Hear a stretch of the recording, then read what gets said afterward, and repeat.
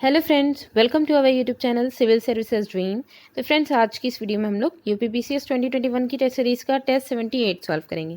इसमें इन्वायरमेंट के क्वेश्चन देखेंगे। तो आइए स्टार्ट करते हैं। क्वेश्चन नंबर 1 में है, प्राकृतिक कृषि का अन्वेषक है।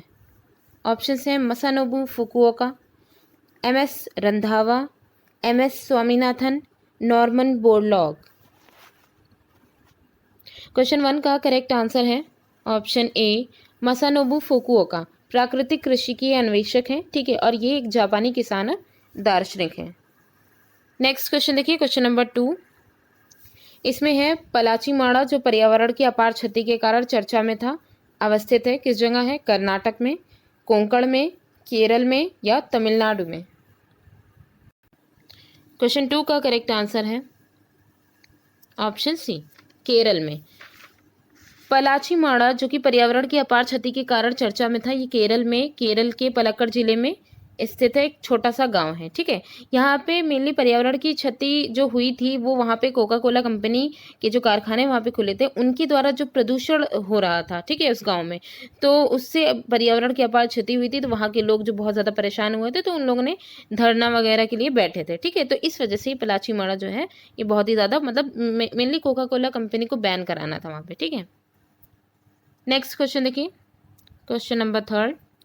इसमें है, ग्रीन वॉश इंगित करता है। ऑप्शन है झूम कृषि की प्रोन्नति, नदी जल का शुद्धिकरण, हरियाली हटाना, पर्यावरण संरक्षण का झूठा वादा करना।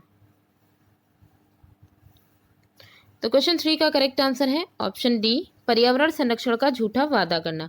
ग्रीन वॉश में होता क्या है? ग्रीन वॉश उस कंडीशन, उस स्थिति को संदर्भित करता है, बताता है कि जहां एक संगठन अपने पर्यावरणीय प्रथाओं या किसी उत्पाद या किसी सेवा के पर्यावरणीय लाभों के बारे में लोगों को गुमराह करे। जैसे प्रथाओं या कोई सेवा, कोई प्रोडक्ट, मान लीजिए कोई कंपनी है, वो अपना प्रोडक्ट लॉन्च करना चाह रही है, ठीक है। तो अपना जो प्रोडक्ट वो लॉन्च करना चाह रही है, वो शुरुआत में क्या करते हैं ये लोग? ये दिखाते हैं कि नेचुरल है, हर्बल है, ये सारी चीज़ें दिखाते हैं, और बैक में मतलब लोगों को गुमराह करने के लिए उसको नेचुरली, प्राकृतिक पूरा बताते हैं, लेकिन उसमें कितना केमिकल यूज़ कर रहे हैं ये नहीं बता रहता है, ठीक है। तो वही है, ग्रीन वॉश जो है वो यही बताता है कि पर्यावरण संरक्षण का यहाँ पे झूठा वादा किया जाता है, ठीक है। तो इसमें लोगों को गुमराह किया जाता है इसके थ्रू बता करके। नेक्स्ट है क्वेश्चन नंबर 4। इसमें है, निम्न में से कौन पारिस्थितिक तंत्र के विषय में सही नहीं है? ऑप्शंस हैं, यह अजैविक एवं जैविक दोनों संगठकों से युक्त होता है, इसकी अपनी स्वयं की उत्पादकता होती है, यह एक बंद तंत्र होता है, यह प्राकृतिक संसाधन तंत्र होता है। तो क्वेश्चन 4 का करेक्ट आंसर है ऑप्शन सी, यह एक बंद तंत्र होता है। तो देखिएगा, ये यहाँ पे ऑप्शन सी जो है वो गलत क्यों है? क्योंकि देखिए, पारिस्थितिक जो तंत्र है वो एक खुला तंत्र होता है, ठीक है। क्योंकि इसमें होता ये है कि इसमें ऊर्जा है या पदार्थों का जो लगातार निवेश, इनपुट आउटपुट जो होता है, ये लगातार कंटिन्यू होता रहता है, ठीक है। तो इस वजह से हम इसमें बंद जो तंत्र की जो क्रियाएं हैं वो इनमें हम नहीं कर सकते, क्योंकि पारिस्थितिक तंत्र में आना जाना, वो चाहे जैविक पदार्थों का आना हो या जो है अजैविक पदार्थों का आना हो, तो इन सब का इनपुट आउटपुट लगातार फ्रीली होता रहता है, ठीक है। बाकी सारे ऑप्शन इसमें बिल्कुल सही हैं। Next question, question number 5। इसमें है, किसी निश्चित क्षेत्र में प्राणियों की संख्या की सीमा जिसे पर्यावरण समर्थन कर सकता है कहलाती है। ऑप्शन है जनसंख्या, वहन क्षमता, संख्या या जैव द्रव्यमान का पिरामिड, उपर्युक्त में से कोई नहीं। तो देखिए, क्वेश्चन 5 का करेक्ट आंसर है ऑप्शन बी, वहन क्षमता। किसी निश्चित क्षेत्र में प्राणियों की जो संख्या है, संख्या की सीमा जिसे पर्यावरण समर्थन करता है, उसे वहन क्षमता कहते हैं। वहन क्षमता जिसे जनसंख्या वहन क्षमता, कैरिंग कैपेसिटी, वहन क्षमता कैरिंग कैपेसिटी, ठीक है। तो ये जो होती है, ये किसी भौगोलिक क्षेत्र के पारितंत्र में किसी भी जीवधारी प्रजाति की उसकी अधिकतम संख्या के रूप में इसको परिभाषित करने के लिए वहन क्षमता होती है, ठीक है। जिसे मतलब कि इससे जो है वो पारितंत्र में जो संसाधन पोषण प्रदान करना होता है, ये सारी चीज़ें इससे संबंधित, क्योंकि देखिए, अगर हमें जनसंख्या का पता होगा पारितंत्र में, तो फिर हम उसके जो पोषण की कितनी मात्रा होनी चाहिए, ये सारी चीज़ें हम लोग डिसाइड कर सकते हैं, ठीक है। तो मेनली जो पर्यावरण जिसका समर्थन भी कर रहा है उस संख्या सीमा का, वो वहन क्षमता कैरिंग कैपेसिटी जो होती है, इसके आधार पर हम उसे ज्ञात कर सकते हैं। नेक्स्ट है क्वेश्चन नंबर 6। क्वेश्चन 6 में है निम्न में से कौन आहार श्रृंखला का निर्माण करते हैं। ये 5 यहाँ पे ऑप्शंस दिए गए, इनमें हमें ये बताना है आहार श्रृंखला का, जो आहार श्रृंखला में प्राथमिक, द्वितीयक, तृतीयक, ये सब जो है कौन कर रहे हैं। तो देखिएगा, घास, गेहूं और आम, घास, बकरी तथा मानव, बकरी, गाय तथा हाथी, घास, मछली तथा बकरी, उपर्युक्त में से कोई नहीं। तो इनमें से कौन है जो आहार श्रृंखला का निर्माण कर रहे हैं। तो क्वेश्चन 6 का करेक्ट आंसर है ऑप्शन बी, घास, बकरी तथा मानव। क्योंकि हम जानते हैं, देखिए घास, क्योंकि जो आहार श्रृंखला होती है उनमें सबसे पहले नंबर पे कौन आता है, उत्पादक आते हैं, जिनमें हमारी घास हो जाएगी, ठीक है। उसके बाद जो प्राथमिक उपभोक्ता होते हैं वो शाकाहारी होते हैं, जिनमें बकरी आ जाएगी जो कोई घास को खाएगी। अब इसके बाद जो द्वितीयक उपभोक्ता या तृतीयक उपभोक्ता कोई भी जो बकरी को खाने वाला हो, तो बकरी को मानव भी खाता है, ठीक है। और बाकी के ऑप्शन देख ली, इसमें पहले वाले में है घास, गेहूं, आम, ये सारे के सारे उत्पादक ही हैं, तो ये बिल्कुल भी नहीं होगा। बकरी, गाय, हाथी, ये सारे के सारे उपभोक्ता ही हैं, ये भी नहीं होगा, ठीक है। घास, मछली और जो है बकरी, तो यहाँ पे घास को मछली तो खाती है नहीं, ठीक है, और मछली को बकरी नहीं खाती है। उपयुक्त में से कोई नहीं, ये भी बिल्कुल गलत है। तो जो करेक्ट है वो ऑप्शन बी है, ठीक है। नेक्स्ट क्वेश्चन देखिए, क्वेश्चन नंबर 7। इसमें है पारितंत्रों में खाद्य श्रृंखलाओं के संदर्भ में निम्नलिखित कथनों पर विचार कीजिए। तो यहाँ पे 3 कथन दिए गए हैं। पहले में है खाद्य श्रृंखला उस क्रम का निर्देशन करती है जिसमें जीवों की एक श्रृंखला एक दूसरे के आहार द्वारा पोषित होती है। दूसरे में है खाद्य श्रृंखला एक जाति की समष्टि, जाति की जो समष्टि है, उसका जो ग्रुप है उसके अंतर्गत पाई जाती है। एक खाद्य श्रृंखला जो है वो एक किसी जाति की समष्टि के अंदर ही पाई जाती है। फिर थर्ड में है खाद्य श्रृंखला उस प्रत्येक जीव की संख्याओं का जो दूसरे के द्वारा खाई गई है उसका निर्देशन करती है। तो यहाँ पे हमें ये बताना है कि खाद्य श्रृंखला से संबंधित कौन से कथन जो है वो यहाँ पे करेक्ट होंगे, ठीक है, कौन से सही होंगे। तो केवल एक सही है, केवल 1 और 2 सही है, 1, 2 और 3 सही है, या इनमें से कोई भी सही नहीं है। तो क्वेश्चन 7 का करेक्ट आंसर है ऑप्शन ए, केवल 1 सही है। क्यों है इसमें देख लेते हैं। देखिए, पहले वाले में कहा गया है कि खाद्य श्रृंखला उस क्रम का निर्देशन करती है जिसमें जीवों की एक श्रृंखला एक दूसरे के आहार द्वारा पोषित होती है। आहार मिलनी, पोषण की जिसमें बात की जा रही। तो पारिस्थितिक तंत्र में ऊर्जा का जो अंतरण होता है वो क्रमबद्ध जो स्तर हैं, जो लेवल अभी हम लोगों ने देखे थे, उत्पादक, फिर प्राथमिक उपभोक्ता, द्वितीयक उपभोक्ता, तो ये जो क्रमबद्ध स्तर हैं उन्हीं के अकॉर्डिंग होते हैं। एक मतलब एक श्रृंखला में ये पूरे स्टेप बाय स्टेप जो होते हैं, लेवल्स जो होते हैं उनके अकॉर्डिंग होती है, वही खाद्य श्रृंखला कहलाती है, ठीक है। और पारिस्थितिक तंत्र में जो विभिन्न जीव, वो चाहे पेड़ पौधे हों या जंतु हों, वो सब सिर्फ पोषण संबंधी आवश्यकताओं को पूर्ति करते हैं। मेनली खाद्य श्रृंखला पोषण संबंधी आवश्यकताएं जो होती हैं उनको पूर्ति करने के लिए ये खाद्य श्रृंखला होती है, ठीक है। तो इसलिए पहला ही बिल्कुल सही है। और यहाँ पे जो सेकंड में कहा गया है कि जाति की खाद्य श्रृंखला केवल एक जाति की समष्टि के अंदर ही होती है, ये बिल्कुल गलत है। फिर है खाद्य श्रृंखला प्रत्येक जीव की संख्याओं का जो एक दूसरे के द्वारा खाई जा रही है। तो इसमें कौन किसको खा रहा है, ये इस पे मेनली तो ये जिस पर डिपेंड करती है, हमें खाली उसी पे ही ध्यान देना है। तो पोषण पे डिपेंड करती है, ठीक है। तो नेक्स्ट क्वेश्चन है क्वेश्चन नंबर 8। इसमें है पारिस्थितिकी तंत्र में डीडीटी का समावेश होने के बाद निम्नलिखित में से किस एक जीव में उसका संभवतः अधिकतम सांद्रण प्रदर्शित होता है। जैसे डीडीटी का कीटनाशक दवाई है, इसका जैसे जैसे यूज होने लग गया तो पारिस्थितिक तंत्र में इसका क्या, इकोसिस्टम में इसका क्या इफेक्ट पड़ रहा है, ठीक है। तो यही हमें बताना है कि किसमें इसका कंसंट्रेशन ज़्यादा देखने को मिलेगा। तो टिड्डा है, भेक है, यहाँ पे कुछ एनिमल के नाम दे दिए गए हैं, जो लेवल है उन्हीं के अकॉर्डिंग है, ठीक है। तो टिड्डा है, भेक है, सांप है, मवेशी है, तो इनमें किसमें जो है इसकी सांद्रता सबसे ज़्यादा देखने को मिलेगी। तो देखिएगा, क्वेश्चन नंबर 8 का करेक्ट आंसर है ऑप्शन सी, सांप। तो सांप क्यों है, इसको समझने से पहले हम ये देख लें कि पारिस्थितिक तंत्र में डीडीटी का समावेश से होता गया है।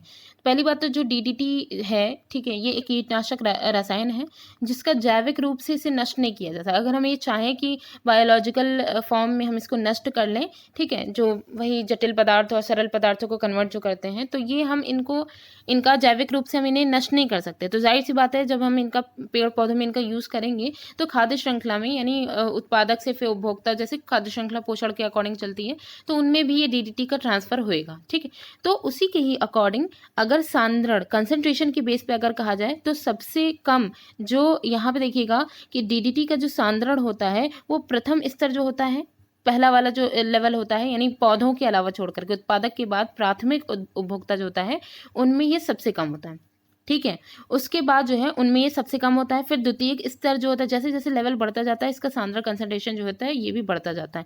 तो द्वितीयक स्तर जो होता है उसमें सबसे ज़्यादा होता है, तृतीयक मतलब उससे ज़्यादा होता है, प्रथम वाले से ज़्यादा। तृतीयक स्तर जो होता है इसमें सबसे ज़्यादा होता है। तो यहाँ ऑप्शन सांप इसलिए सही है क्योंकि देखिएगा कि जैसे मान लीजिए कि पेड़ पौधे खाने वाला, मान लिए कोई टिड्डा है, टिड्डा मान लेते हैं, ठीक है। तो प्राथमिक उपभोक्ता कौन हो गया? टिड्डा हो गया। अब टिड्डे को मेंढक ने खाया, ये द्वितीयक उपभोक्ता हो गया। तो डीडीटी का सांद्र टिड्डे में सबसे कम होगा, उसके बाद उससे ज़्यादा मेंढक में होगा। फिर मेंढक किसने खा लिया? सांप ने खा लिया। तो तृतीय स्तर पे कौन आएगा? सांप आएगा। तो इसलिए सबसे ज़्यादा जो होगा वो सांप में होगा। ठीक, नेक्स्ट है क्वेश्चन नंबर 9। क्वेश्चन 9 में है, निम्नलिखित में से कौन एक जैविक अनुक्रमण की प्रवस्थाओं का सही क्रम है? तो देखिएगा, नग्नीकरण, प्रवास, अस्थापन, प्रतिक्रिया, स्थिरीकरण। प्रवास, नग्नीकरण, अस्थापन, प्रतिक्रिया, स्थिरीकरण। अस्थापन, प्रवास, नग्नीकरण, प्रतिक्रिया, स्थिरीकरण, या स्थिरीकरण, प्रतिक्रिया, नग्नीकरण, प्रवास, अस्थापन। तो इसमें से हमें ये बताना है कि सही क्रम क्या होगा अनुक्रमण का। क्वेश्चन 1 का करेक्ट आंसर है ऑप्शन ए। ये यहाँ पे जो अनुक्रमण सक्सेशन है, ठीक है, जैविक मतलब कि बायोलॉजिकल सक्सेशन जो होता है, जैविक अनुक्रमण, इसकी जो अवस्थाएं हैं उनका जो सही क्रम है वो पहला वाला है। तो पहली बात तो हम ये जान लें कि जो इसको दिया किसने था, तो जो एक ओडम वैज्ञानिक थे, ठीक है, ओडम नामक जो वैज्ञानिक थे, उन्होंने अनुक्रमण की क्रमागत जो विधियां थी उनको इन्होंने बताया था, सही क्रम उसका बताया था। तो इनके अकॉर्डिंग जो था वो 6 स्टेप थे, ठीक है। तो चूंकि यहाँ पे 5 ही दिए गए इसलिए एक स्टेप को हटा दिए गए, तो 5 ही को यहाँ पे अरेंज किया गया। हालांकि हम जो 6 को डिस्कस कर लेंगे थोड़ा सा। तो देखिए, उन सभी अनुक्रमण की जो अवस्थाएं होती हैं उनमें 6 स्टेप में सबसे पहले जो स्टेप होता है जिसमें जैविक अनुक्रमण जो है उसमें सबसे पहले जो आता है वो आता है नग्नीकरण। नग्नीकरण, न्यूडेशन जिसे कहते हैं, इसका मतलब ये होता है कि जैसे ऐसी जगह जो वनस्पति रहित है, ठीक है, वनस्पति रहित, जैसे बहुत से ऐसे क्षेत्र नहीं होते हैं कि बंजर हो गया, उसके बाद वहाँ पे मतलब कई सालों तक के वहाँ पे कोई फसल वगैरह नहीं होगी, ठीक है। अब उसमें हमें अनुक्रमण करना है, उसमें सक्सेशन करना है, तो हम क्या करेंगे, उसमें जो ब्रायोफाइट्स वगैरह जो होते हैं, छोटे जो प्लांट होते हैं, उनको उगा दिया जाएगा, जिससे क्या है कि उसकी जो बंजरता है, मतलब उसमें नमी या जो भी पोषण वगैरह थोड़ा जमीन पे आ जाएगा। तो वही है कि पहला जो स्टेप होता है वो नग्नीकरण होता है, कि वनस्पति रहित क्षेत्र का विकास करना, ठीक। तो पहले वाले में इसमें आ जाएगा। दूसरा वाला क्या है? प्रवास। प्रवास यानी माइग्रेशन इसमें आएगा, सेकंड वाले स्टेप पे। इसमें क्या होता है कि इसमें दूसरे स्थानों से भी कई प्रजातियों का आगमन होता है यहाँ पे आकर के, ठीक है। और जो है मतलब कि दूसरे स्थान पे जो एनिमल रह रहे होंगे उनके अकॉर्डिंग वो वहाँ से अपना कुछ भी, कोई भी नई चीज़ जो होगी वो लेकर के आएंगे, तो उनका प्रवास हो रहा होगा, माइग्रेशन करके आएंगे, ठीक है। तो उनके द्वारा भी अनुक्रमण हो सकता है। अस्थापन क्या होता है? अस्थापन जिसे एसिस कहते हैं, इसमें क्या होता है, इसमें निकट क्षेत्रों से प्रकीर्णन के विभिन्न माध्यमों द्वारा अनेक प्रजातियों का नवीन अंकुरण होता है। तो यहाँ पे अगर देखा जाए प्लांट की बात की जाए तो पास में ही, मतलब पास पास के जो क्षेत्र होते हैं उनमें जो पौधों में, जिन पौधों में प्रकीर्णन के द्वारा जो बीज होता है वो बहुत दूर दूर तक के प्रकीर्णन उसका होता है, या फिर एनिमल्स के द्वारा जो है एक जगह से दूसरी जगह काफ़ी दूर तक के पहुंचा दिया जाता है। तो इससे जो है वो अनेक अलग अलग प्रजातियों का मतलब कि उनका अंकुरण होना, ठीक है, एक जगह से दूसरी जगह अलग अलग प्रजातियों का। फिर नेक्स्ट स्टेप है प्रतिक्रिया। प्रतिक्रिया से पहले एक जो है आता है प्रतिस्पर्धा, ठीक है। यानी नग्नीकरण भी अनुक्रमण की पहली प्रोसेस है, उसके बाद माइग्रेशन होता है, उसके बाद अस्थापन होता है, एसिस होता है, उसके बाद प्रतिक्रिया। प्रतिक्रिया से पहले जो होती है वो प्रतिस्पर्धा होती है। प्रतिक्रिया से पहले प्रतिस्पर्धा आती है, जिसमें वही संसाधनों को लेकर के विभिन्न प्रजातियों में जो मतलब प्रजातियों में जो संसाधन को लेकर के प्रतिस्पर्धा होती है उसकी बात की जाएगी। फिर उसके बाद प्रतिक्रिया आती है। प्रतिक्रिया में रिएक्शन दिया जाता है, ठीक है। इसमें वही यही जो प्रतिक्रिया होती है वो जैविक और अजैविक घटक जो होते हैं उनके मध्य में ये प्रतिक्रिया होती है। इसके बाद सबसे लास्ट वाला आता है स्थिरीकरण। स्टेबलाइजेशन में क्या होता है, इसमें वही स्थिरीकरण सबसे लास्ट स्टेप होता है कि जिसमें जो प्रजाति जो है वातावरण के जो है मतलब वातावरण के जो कारक हैं उनके साथ अगर अपने आप को अनुकूलित कर लेती है, अपना अनुकूलन स्थापित कर लेती है, तो वो बच जाती है, ठीक है। यही मतलब कि जो अपने आप को उस वातावरण के अकॉर्डिंग ढाल लेती है, फिर वही रह जाती है, बाकी सब मतलब मर जाते हैं। तो ये पूरा स्टेप है यहाँ पे। तो मुझे लगा था कि इसको ज़रूरी था जो है डिस्कस करना है, तो इसलिए थोड़ी सी लंबी वीडियो हो गई, ठीक है। नेक्स्ट देख लेते हैं, लास्ट क्वेश्चन है क्वेश्चन नंबर 10। इसमें है पारिस्थितिकी संक्रमण अवधारणा का सर्वप्रथम प्रयोग किया गया है। ऑप्शन है एल्टन द्वारा, बेनेट द्वारा, बर्कले द्वारा या रेडजेल द्वारा। तो इसमें देखिएगा क्वेश्चन नंबर 10 का करेक्ट आंसर है ऑप्शन बी, बेनेट के द्वारा। पारिस्थितिकी संक्रमण की जो अवधारणा दी है वो सर्वप्रथम बेनेट ने दी है, ठीक है, जॉन डब्ल्यू बेनेट ने दी है। तो फ्रेंड्स, आज की वीडियो हमारी यहीं पे ही एंड होती है। वीडियो कैसी लगी कमेंट करके ज़रूर बताइएगा। Thanks for watching.